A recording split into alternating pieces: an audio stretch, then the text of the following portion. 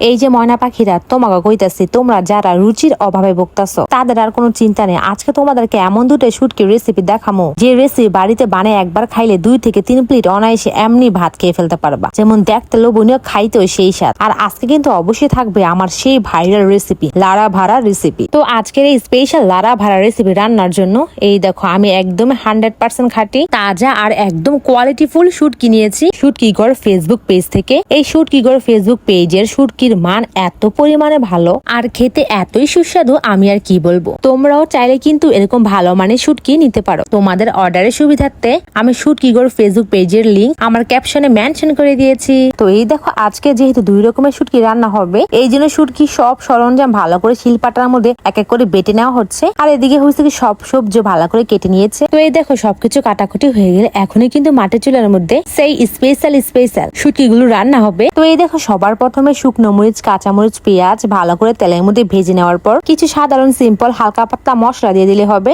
আমার আম্মি সবসময় এরকম হালকা পাতলা মশলা দিয়ে রান্না করে, বাট খেতে কিন্তু খুবই মজা হয়। আর এখন যেটা রান্না হইতেছে এটা হচ্ছে রান্না হইব হেওয়া চাবা শুটকি দিয়া। অনেকে এটাকে বাঁশপাতা শুটকিও বলে। তো হেওয়া চাবা শুটকি আগে তো শিলপাটার মধ্যে বেটে নিয়েছিলাম কাটার জন্য। তারপর এই দেখো শুটকিটা ভালো করে কষানো হয়ে গেলে এর মধ্যে অনেকখানি পুঁইশাক পাতা কুচি কুচি করে কেটে দিয়ে দিল। এই হেওয়া চাবা শুটকিটা পুঁইশাক দিয়ে খেতে বেশি ভালো লাগে। তারপর অনেকখানি ভালো করে কষানোর পর ভালো করে রান্না করার পরেই হয়ে যাবে মজাদার হেওয়া চাবার শুটকি বুনা পুঁইশাক দিয়ে। আহা কি যে সুন্দর গ্রানি আসতেছিল ছোটে আমি রান্না করা শুটকি থেকে। তো এখন দেখো রান্না হবে নোনা ইলিশের শুটকি দিয়ে শুটকির লারা ভাড়া রেসিপিটা। তো এই দেখো লারা ভাড়া রান্না করার জন্য সবার প্রথমে নোনা ইলিশের শুটকি ভালো করে ভেজে নেওয়ার পর এর মধ্যে আস্ত রসুন, অনেকখানি পেঁয়াজ বাটা, তারপরে অনেকখানি মরিচ বাটা সুন্দর করে সবকিছু দিয়ে ভালো করে সরিষার তেলের মধ্যে ভাজা করে নেওয়ার পর অনেকক্ষণ কষাতে হবে। তারপর পানি দিয়ে একটু রান্না করতে হবে। তারপরে অনেকক্ষণ লাড়াচাড়া করে রান্না করার পরই হয়ে যাবে লারা ভাড়া রেসিপি। সাথে গন্ধরাজ লেবুর পাতাও দিয়ে দিলাম, এতে ফ্লেভারটা খুবই ভালো আসবে গরম ভাত দিয়ে খাওয়ার সময়। তো ফাইনালি গো গয়েসরা সবকিছু রান্না করা শেষ। তোমাকে কমিকে আমার জিল বাদা পানি এসে পড়তেছে খাওয়ার জন্য। তো দেখো আমি গরম